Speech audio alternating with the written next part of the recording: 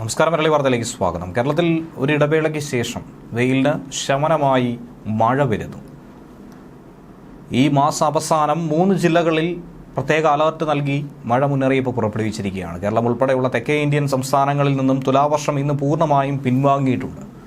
എന്നിരുന്നാൽ പോലും കേരളത്തിൽ അടുത്ത 4 ദിവസം പല ജില്ലകളിലായി മഴയ്ക്ക് സാധ്യതയുണ്ട്. ജനുവരി 31-ന് വിവിധ ജില്ലകളിൽ കേന്ദ്ര കാലാവസ്ഥാ വകുപ്പ് യെല്ലോ അലർട്ടും പ്രഖ്യാപിച്ചിട്ടുണ്ട്.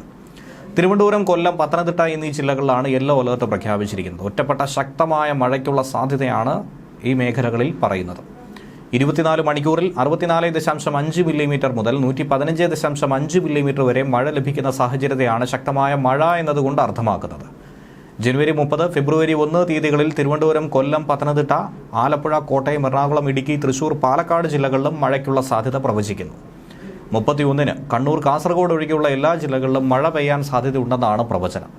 തിരുവനന്തപുരം, കൊല്ലം, പത്തനംതിട്ട എന്നീ ജില്ലകളിൽ യെല്ലോ അലർട്ടും ഇതിന്റെ ഭാഗമായി പ്രഖ്യാപിക്കുന്നു.